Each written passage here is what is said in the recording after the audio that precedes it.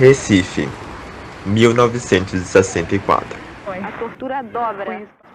No mesmo ano do golpe civil-militar, que abriria um dos capítulos mais tristes da história do país, Dom Helder Câmara assume a Arquidiocese de Olinda e Recife, sendo sinal de esperança para tempos difíceis. Eu gosto até de oposição, mas contanto que haja lealdade, um jogo limpo, um jogo claro, né?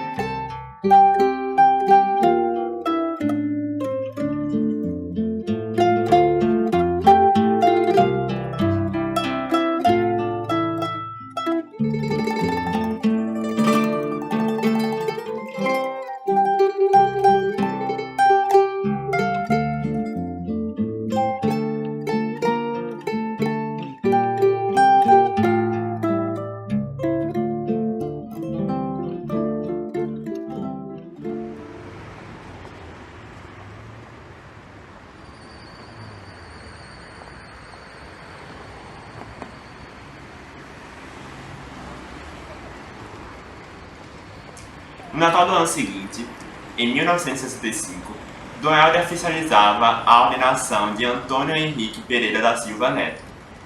Nesse dia, na Igreja da Torre, em uma celebração muito simples, o Recife conhecia o jovem Padre Henrique. Nascido em Recife e filho de seu José Henrique e Dona Isaíras, antes de completar 16 anos, Antônio Henrique desistiu da ideia de ser engenheiro para entrar no seminário menor, na Várzea. Henrique era um recifense, família de funcionários públicos, acho que nasceu e viveu na Várzea, e no seminário ele se interessou muito por psicologia e chegou a estudar psicologia nos Estados Unidos. Era um rapaz muito inteligente, ele falava 3 línguas, ele era um cara que, naquela época, se interessava por sociologia, por psicologia, o que não era muito frequente no meio de seminaristas. Dom Helder o ordenou padre no dia de Natal de 1965 e imediatamente o colocou como responsável pela Pastoral de Juventude. Trabalhava em 3 colégios da cidade como professor. Tinha uma cultura boa, era um bom professor, e ele era um homem brincalhão, alegre. Inclusive tinha gente, eu confesso a vocês que eu muitas vezes não percebia a profundidade que tinha nele por causa do jeito dele ser muito brincalhão, muito... Ele era um jovem no meio dos jovens, como qualquer outro jovem. Pessoa simples, realizava casamentos, missas e batizados sem qualquer custo. No dia a dia, não costumava usar a batina, somente vestido em celebrações religiosas. Dessa forma, Padre Henrique conseguia uma aproximação ainda maior com a juventude. Com seu jeito despojado, ele se misturava entre os jovens. Mais do que um guia espiritual, Padre Henrique era um amigo. Trabalhar com jovens e promover a união entre pais e filhos era o que dava ao Padre Henrique o maior prazer e alegria. Com muita facilidade em comunicação, Padre Henrique rapidamente se integrou à juventude.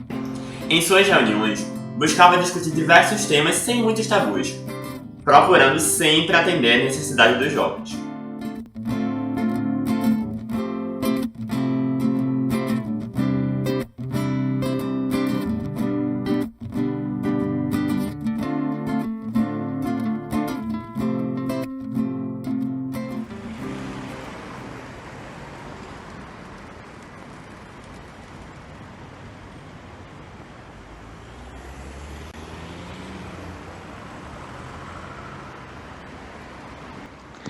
Em 1968, a Igreja passou a atuar de forma mais expressiva contra a ditadura e a favor dos direitos humanos. Dom Helder, junto com Dom Paulo Evaristo Arns, tornou-se uma das principais vozes a se levantar contra o autoritarismo e começou a ser perseguido pelo regime ditatorial. Em 13 de dezembro de 1968, pouco antes do Padre Henrique completar 3 anos de ordenação, entrava em vigor o Ato Institucional número 5, o AI-5, que dava carta branca para que torturas, mortes e todas as formas de arbitrariedades fossem praticadas pelo regime. Poderá decretar a intervenção nos estados e municípios sem as limitações previstas na Constituição. Com este ato institucional, fica decretado o recesso do Congresso Nacional a partir desta data. Padre Henrique era contra a repressão da ditadura.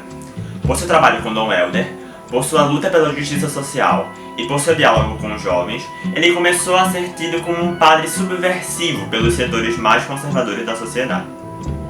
Agora, nunca militou em partido político, mas o tipo de visão que ele tinha de fé, a maneira como ele vivia a fé, o levava, por exemplo, a quando aconteceu, lá no Rio de Janeiro, a morte do estudante Edson Luiz de Lima Soto, em dezembro de 68, foi o Padre Henrique que celebrou a missa, acho que de 7º dia, em memória dele. Agora, quando fosse para dar cobertura à classe dominante e opressora, então a igreja servia muito bem. Mas quando a igreja falava a respeito dos direitos dos pobres, da defesa dos direitos humanos, aí era comunismo.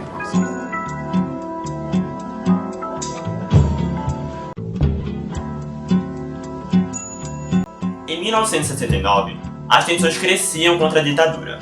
No Recife, o clima esquentou em 28 de abril, quando o estudante Cândido Pinto foi baleado por membros do CCC, Comando de Caças Comunistas. Após atirar no estudante, o grupo metralhou a sala em que Padre Henrique trabalhava, dando vivas à ditadura.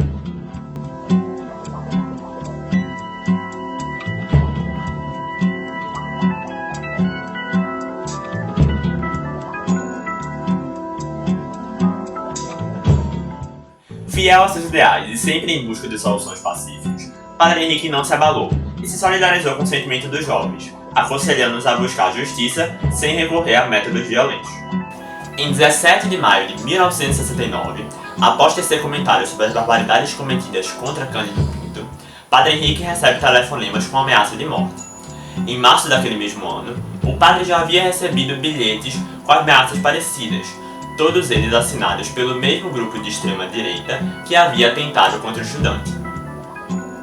O Henrique era visto como companheiro, amigo, ligado aos estudantes que eram, naquele momento, representavam uma força contrária ao golpe militar, à ditadura militar brasileira.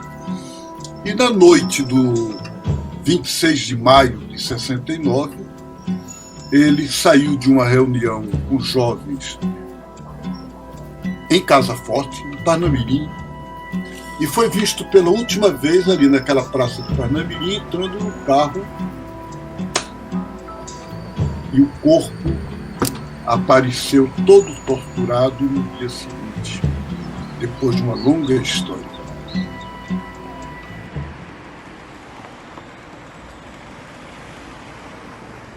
Com apenas 28 anos de idade, Padre Henrique havia sido assassinado da maneira mais cruel possível.